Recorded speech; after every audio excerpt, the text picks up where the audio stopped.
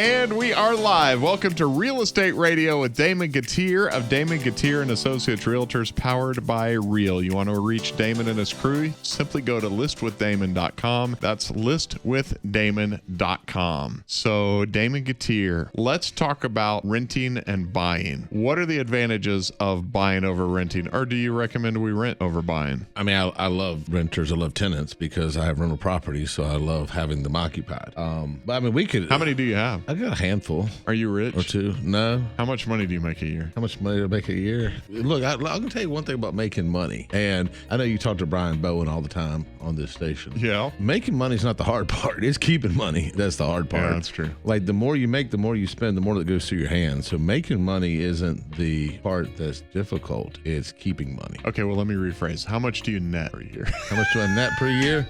I try to net one house a year. No. Okay. I mean, so you and I were talking yesterday because you got a house that I went and looked at for you yesterday. Yeah, thank you, by the way. And, you know, you're considering selling your house. And, like, I make money selling houses. Well, we all bought know it for that. our son. Our son's not going to buy it. So Right. we're like, we should just fix it up and sell it. Right. And, like, I make money selling houses. And so, normal, rational thing for me to tell you to do would be to sell your house.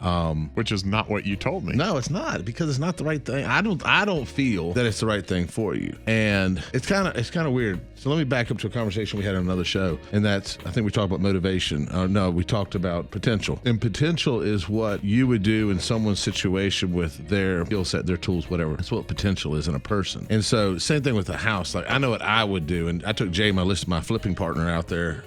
We looked at the house, see what needed to be done to it. We put it in sale condition and everything. And, you know, we both came around like, if this were our house, if we bought this house, it would be a rental. And the reason is the price point. It's in that sweet price point. It's the sweet vanilla house. It's just a ranch. Yeah. And the thing about a ranch is basically usable by anybody. It doesn't matter about age. It doesn't matter. It's just usable. You don't have to worry about steps. You don't have to worry. It's a usable house. And it's in that, you know, $250 to $400 price range that you can purchase a house like that, and you can lease it out. You can fix it, lease it out, and you can have someone else cover your mortgage. And so, you know, I believe, you know, you can build wealth multiple ways in this country, and one of the best ways is by acquiring properties, rental properties. And you and I have a good friend, a mutual friend, Brian, and, you know, he told me a long time ago that kings own land. You know, it's not necessarily the gold, it's the land, because with land they can create gold. And so I really do believe that people should, if they can, acquire houses. But also, that's not what you told me last night. And you did tell me all that, but what you said, the reason to keep it is you said, okay, so your son's not going to buy it, but why don't you keep it for your grandson? Because when he's 18 years from now, when he's 20, you can either put him in that, or it'll be an investment for you. You'll have the place, you'll own the place. Yep. Well, I mean, if appreciation, and like as a real estate agent, it's against the code of ethics, I mean, to forecast future value. But we know that houses historically appreciate. And in 20 years, 25 years, that house will be worth, unless all the rules of finance fall apart, that house will be worth 2 to 3 times what it is today. And right now, you can rent that house and cover the mortgage and net a little bit of money. Yeah. And have somebody else pay for it for me. Yeah, somebody else pays your mortgage for you. So like somebody else buys your asset for you. What about the busted pipe at 2 o'clock in the morning? I don't want to do. Listen, having my son live in it for a year warned me against doing residential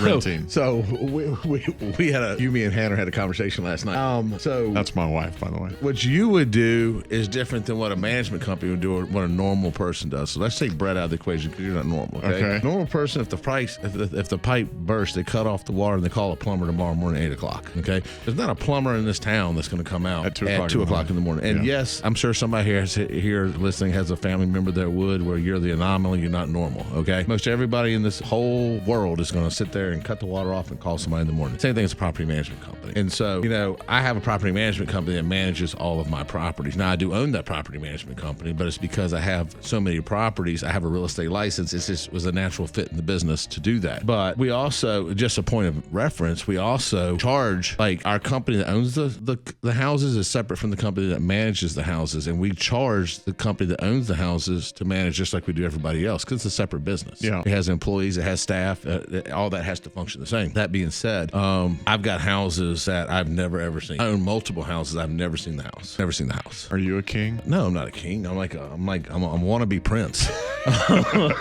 Like, you know, it's just one of those things of, like, when you're buying a house for your yourself, it matters to see it, know it, love it, touch it, hug it, live in it. When you're buying one as an investment, you can't love it. Am I too emotionally connected to this house? You're emotionally connected.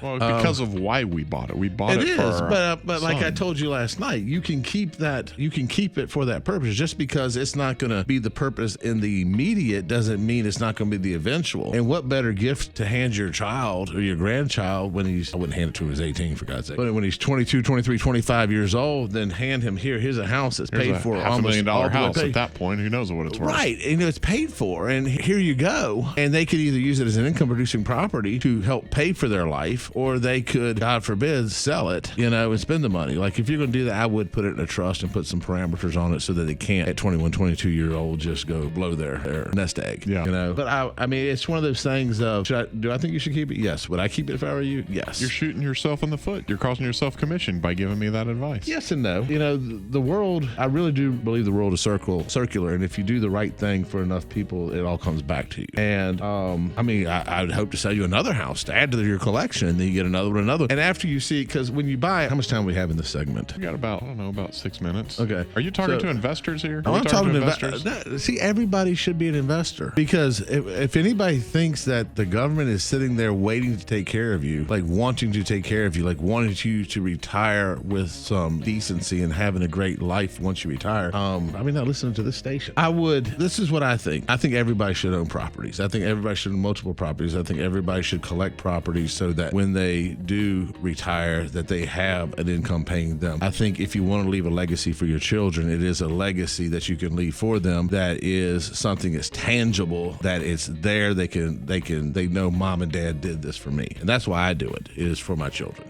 But when you look at a house, it is the goose, okay? It is the goose that lays the golden egg. Because when you buy it, and then if you rent it out, so like we talk about the BRRRR method, like buy, renovate, BRRRR, rent, refinance. And so we do a lot of BRRRR. Sorry, what's the acronym? BRRRR is BRRRR. Is buy, renovate, refinance, rent.